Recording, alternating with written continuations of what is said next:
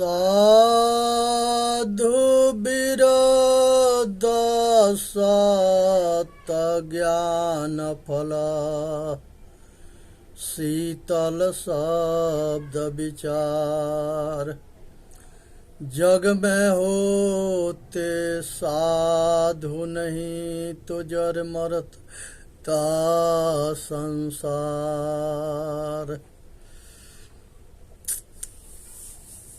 इस संसार के अंदर जो है ये चेतन आत्मा जो है ये परमात्मा है, खुदा खुद है, जुदा जान अधूरा है। त्रिलोकीनाथ बाबा के कथा में एक श्लोक आता है, सूरपुर नरपुर नागपुर तीनों पुर में छाया है, भजन करो ये भाई की तीनों लोक भुलाया है। सब जगह छाया है आ तीनों लोक भुलाया है। यहाँ पर मनुष्य के कर्म से बंधन होता है और मनुष्य के कर्म से मोक्ष होता है। तो ये समझने के विषय है कि कैसे होता है।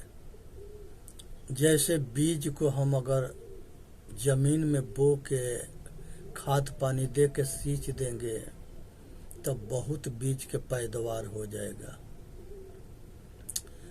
अगर उसी बीज के हम आग में भूज देंगे तो उसके जामने की शक्ति नष्ट हो जाएगा।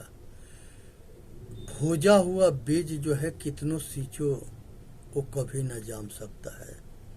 उसी तरह से मनुष्य के भोग के दृष्टि से, मजा और आनंद के दृष्टि से अगर स्त्री भोग और संसार के पंच विषय के भोग, शब्द स्पर्श रूप रस गंध के भोग, आँख नाक कान जीभ से अगर इसमें आसक्ति बनती है तो ये जो है जन्म मरण के कारण बनता है।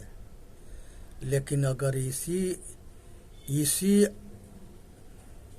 भोग के ज्ञान के वैराग के आग में जला देंगे, त्याग देंगे, छोड़ देंगे तो ये हमारा जन्म मरण के फांस कट जाएगा, टूट जाएगा। हम सदा के लिए ये आत्मा परमात्मा हो जाएगा। मनुष्य के जन्म इसीलिए हुआ है। गैस बत्ती में एक कपड़ा के मेल्टर होता है, वो जलने के बाद बहुत बढ़िया रोशनी देता है। उसी तरह से जो मुक्त महापुरुष होता है, संत गुरु होता है, उसके विकार जले हुए होते हैं, कामना वासना राग द्वेष सब जले होते हैं। वो लोक हित में जीता है, अपना कल्याण करता है अपने साधन के बल से और समाज के कल्याण भी कर देता है। जैसे जला हुआ मेल्टर गैस बत्ती के रोशनी देता है, ऐसे मुक्त आत्मा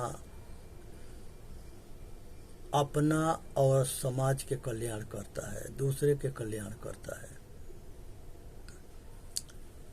यहाँ पर जो है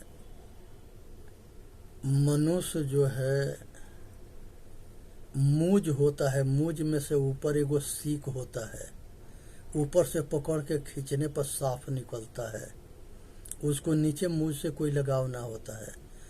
ऐसे अपने शरीर से अपना चेतन के निर्विकारी बना करके, निर्विषयी बना करके बिल्कुल निर्वाण कंडीशन में निकाल लो। संसार के से कोई लगाव ना है, प्रकृति से अलग कर लेना। संसार के अंदर एक आदमी गुड़ खाता है तो एक आदमी पूछता है कि गुड़ कैसा लगता है, वो कहता है कि मीठा लगता है। पूछता है कि मीठा कैसा होता है, वो कहता है कि इसके जानने के लिए बिना खाए पता न लगता है। उसी तरह से जब मोक्ष होता है तो उस कंडीशन में गए दूसरे के बताया नहीं जा सकता। ये निर्वचनीय है, ये शब्द से परे की स्थिति है, रूप से परे की स्थिति है, विषय से परे की स्थिति है। वहाँ इंद्रिया और विषय दोनों के अंत हो जाता है, वहाँ मन और माया के भी अंत हो जाता है। मात्र साक्षी भाव चेतन आत्मा रहता है और वही परमात्मा हो जाता है। निर्विकार हो जाना, निर्विचार हो जाना, साक्षी भाव हो जाना, ये परमात्मा पद है। इसलिए जागृत रूपी जीव है शब्द सुहागा से, आजर्द बून जल कुकुही, कहीं कबीर कोई देख। ये ज्ञान स्वरूप है, जागृत रूप है, हमेशा होश में रहता है। जहाँ रहता है तहाँ सबको जनैया है।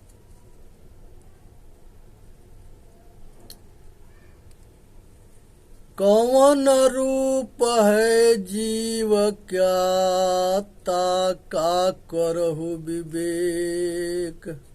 सतगुरुदेव कहते हैं कि ये जीव के क्या रूप है, इसके उत्तर भी देते हैं। जागृत रूपी जीव है शब्द सुहागा सेत, जर्द बून जल कुकुही, कहीं कबीर कोई देख। एक ज्ञान स्वरूप है, जागृत रूप है। जीव रूप एक अंतर बासा, अंतर ज्योति किन्ह प्रकाशा। ये जी चेतन आत्मा, ये जो है शरीर के अंदर एक ज्ञान की रोशनी है। इसके बिना सब बेकार है। यही सर्वोपरीश्वर है, सर्वोपरि है, यही सर्वशक्तिमान है, यही घट घट में रमने वाला राम है, यही मालिक स्वामी प्रभु है। हरि कहते हैं जो सुख संसार के सब दुख से हरण करे, सतगुरु रूपी हरि।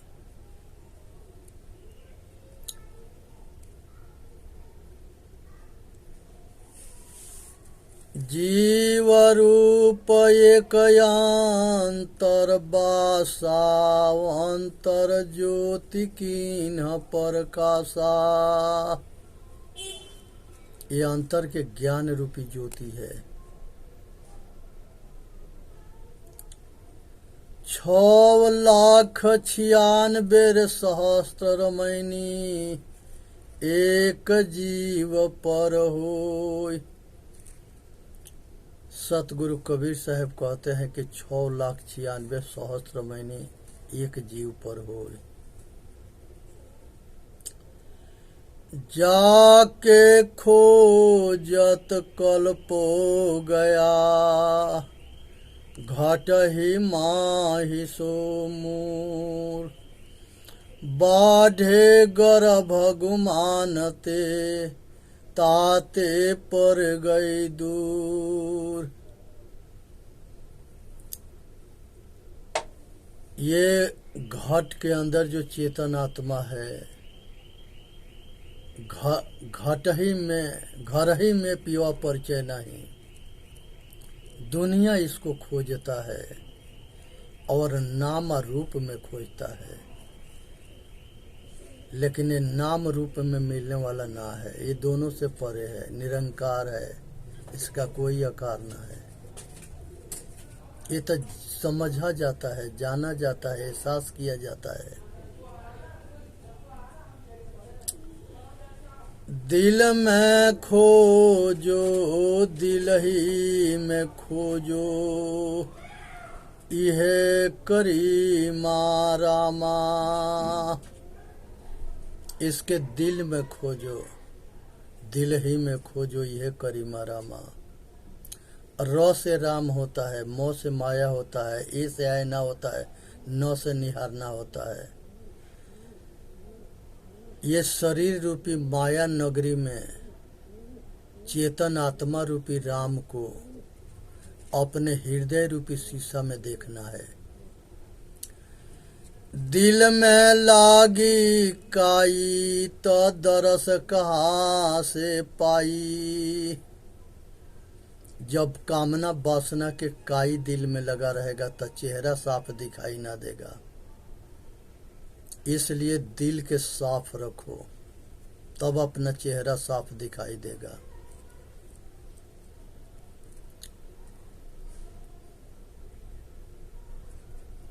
मन और इच्छा की चलती समाप्त होने पर चेतन आत्मा के राज्य होता है। और जब मन के राज्य होता है और ये इच्छा माया के राज होता है तो ये जीव को भटकाता है, दुख देता है। चेतन राज्य होता है तो उस समय माया और इच्छा के अंत हो जाता है और उस समय चेतन सुखी हो जाता है। इसलिए जरूरत है राम राज्य होना। ये घट घट में रमने वाला चेतन आत्मा रूपी राम के राज्य हो। शांति रूपी सीता जो है सबके हरण हो गई है। अहंकार रूपी रावण जो है शांति भंग कर दिया है। अब ये आत्म सतोगुण, ये राम जो है सतोगुण के ताकत से, बल से ये अहंकार रूपी रावण के मार करके आज शांति रूपी सीता को पाता है। सबके हृदय के अंदर ये लड़ाई चलता है। सबको शांति चाहिए और सबको अहंकार जो है शांति भंग कर रखा है, शांति के चुरा रखा है। काम क्रोध मद लोभ अहंकार ये जितने विकार हैं सब जो है मनुष्य के साथ दुर्गुण है और ये मनुष्य के पतन करते हैं। आज जरूरत है इस सब से बचने के, तबे मनुष्य अपना कल्याण कर सकता है। इसलिए कहते हैं कि मन चंगा तो कठौती में गंगा। मन साफ रखना है। ये शरीर एक रथ है। मन जो है 10 इंद्रिय घोड़ा है, मन बागडोर है, बुद्धि सारथी है, चेतन आत्मा सवार है। अगर सतबुद्धि होगा तो ये परम शांति को पा लेगा रावण के मार के। अगर कुबुद्धि होगा तो ये अपने शांति के खो देगा और अपना पतन कर लेगा, लोक परलोक खराब कर लेगा और जीना हराम कर लेगा और 84 में चला जाएगा। इसलिए आज जरूरत है अंतर्मुखी होने के, राम राज्य होने के। जीवयांश ईश्वरय विनाशी, अचेतन अमर सहज सुख राशि। ये जो श्वासा चल रहा है इसको ई मने अपना, स्वर मने श्वासा, ये अपना जो श्वासा है ये चेतन के अंश है, वायु के अंश है। लेकिन ये तब तक चलता है जब तक ले शरीर में चेतन रहता है। ये जब भी शरीर छोड़ता है तबे सांस बंद हो जाता है। इसलिए अपने सत्ता को पहचान करें। भगवान राम कहते हैं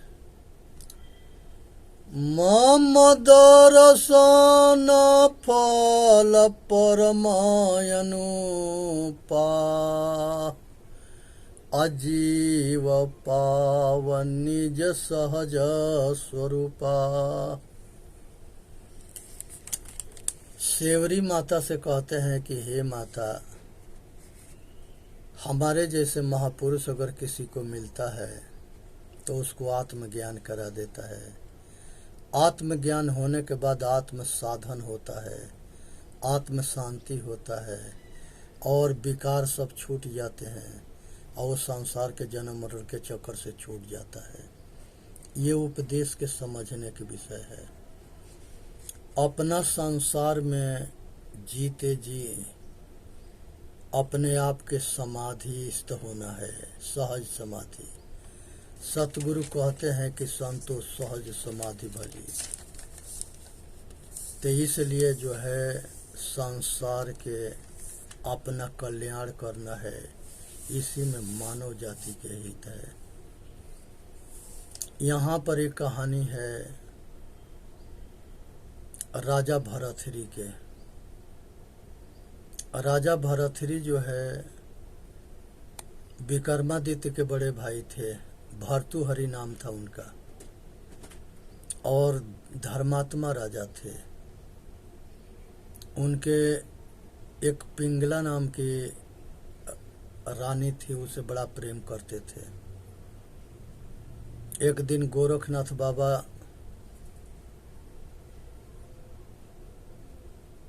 राजा भरथरी जी के यहाँ गए, भर्तृहरि राजा के यहाँ गए।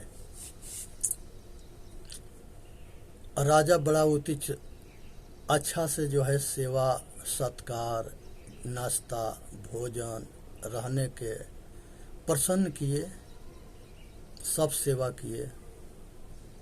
गोरखनाथ बाबा प्रसन्न हो गए।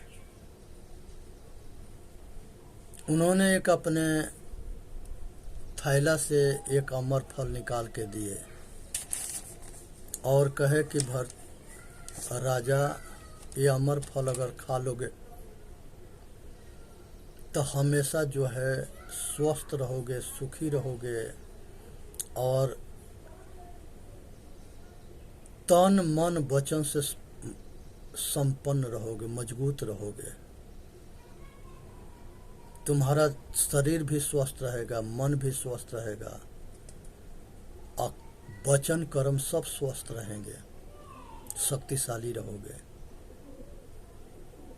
राजा के फल दे करके और गुरु जी गोरखनाथ जी अपने भ्रमण पर चले गए। जब वो अपने भ्रमण पर चले गए तो राजा विचार किए कि अगर ये फल के रानी खा लेगी तो ये हमेशा फीट फाट रहेगी, तो हम जो है इसे आनंद लेते रहेंगे। ऐसा सोच के राजा जो है अमर फल वेश्या के दे दिए। वेश्या जो है घोड़ा दरोगा से प्यार करती थी। जब रात में घोड़ा दरोगा आया तो उसके संगे मौज मस्ती मारने के बाद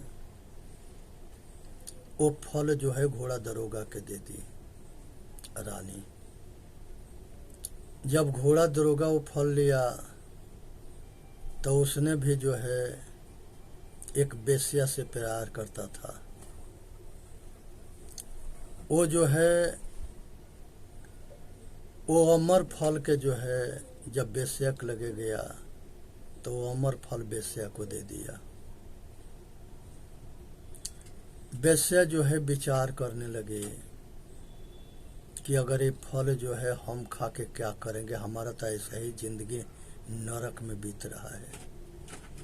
अगर यही अमर फल अगर हम राजा को दे दें तो राजा अगर बिल्कुल शक्तिशाली रहेंगे, तेजवान रहेंगे, बुद्धिमान रहेंगे, तब प्रजा के पालन करेंगे, धर्मात्मा राजा है। वो वेश्या अमर फल ले करके और भर्तृहरि राजा के पास चली गई। राजा को वेश्या अमर फल दी। वेश्या के हाथ के अमर फल देख करके भर्तृहरि राजा के होश उड़ गया। कहा कि ये वही फल है जो गोरखनाथ बाबा हमको दिए थे, ये अभी भी घूम रहा है।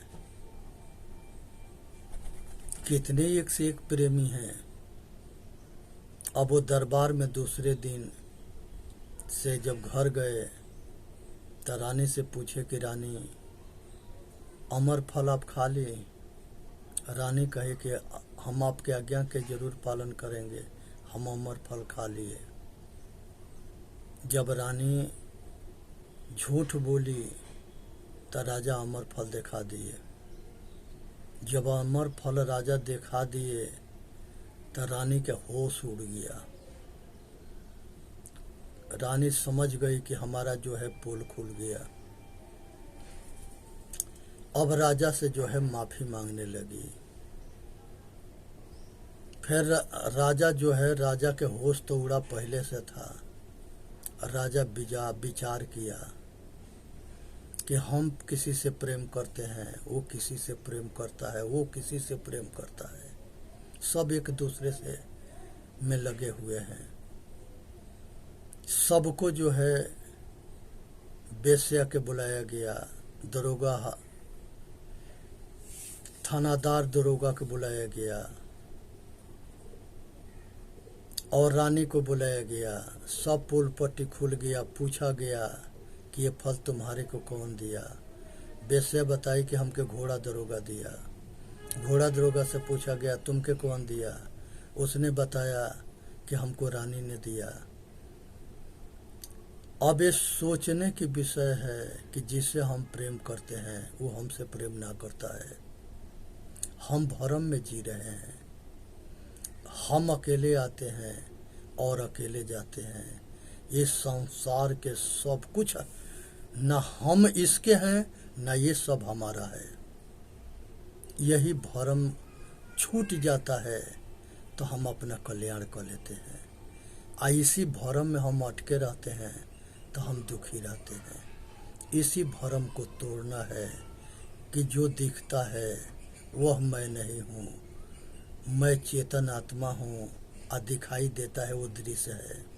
ये संसार जैसा दिखता है वैसा है नहीं।